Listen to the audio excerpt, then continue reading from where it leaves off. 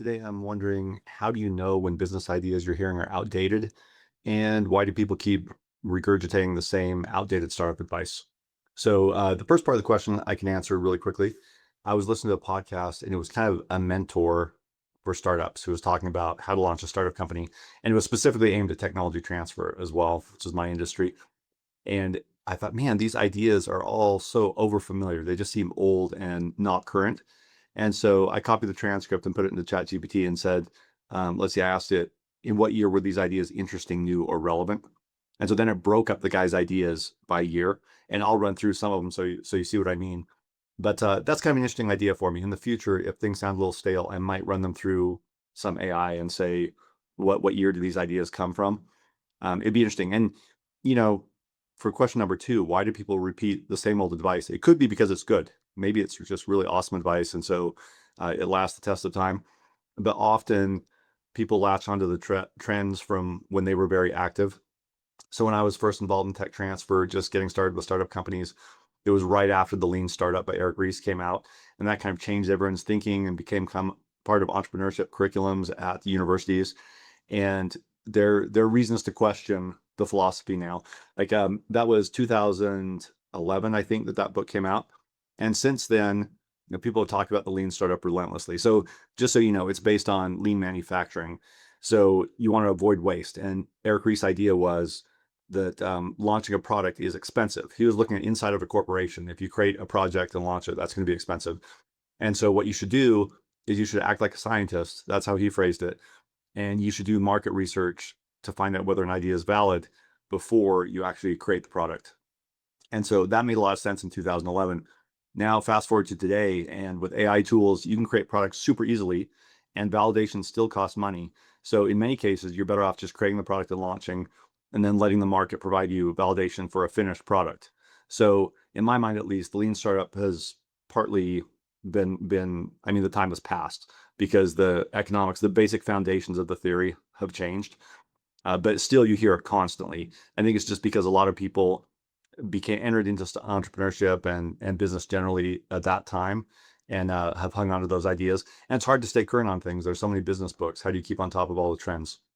But here's some examples from this one I listened to just now.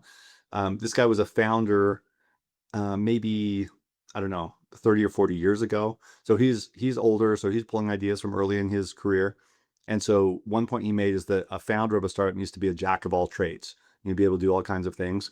And that's kind of a truism. I mean, that's kind of true, but that's an idea that kind of gained popularity in the 1980s. ChatGPT tracked it as 1980s to 1990s startup canon. And then he talked about falling in love with the problem rather than the technology. That would be an early into lean startup idea, 2005 to 2012.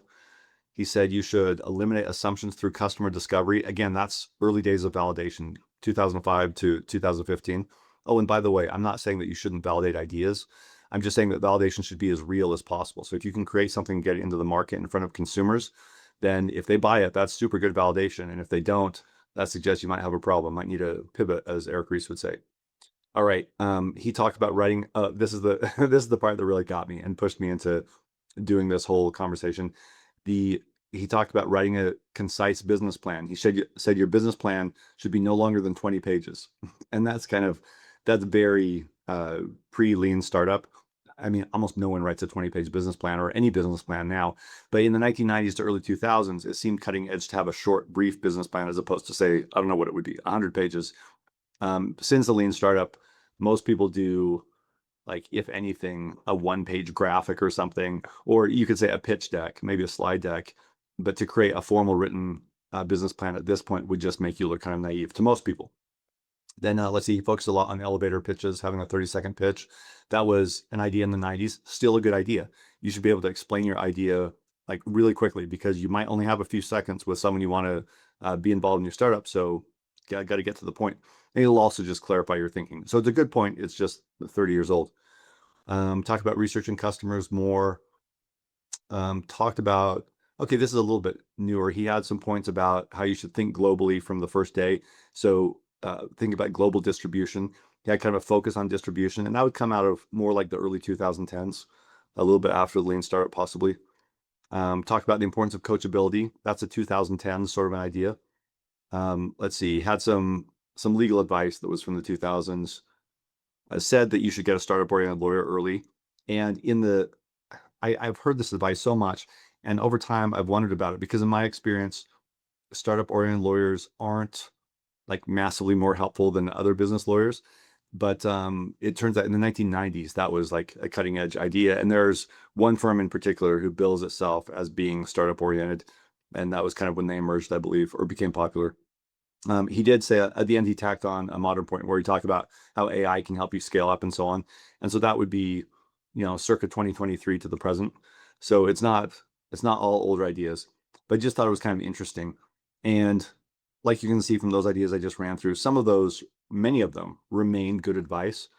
The points about validation and business plans, though, those are maybe they were just trends or fads, but things have changed. So how do you keep current on entrepreneurship and especially within tech transfer? I think the answer is just to engage with entrepreneurs all the time.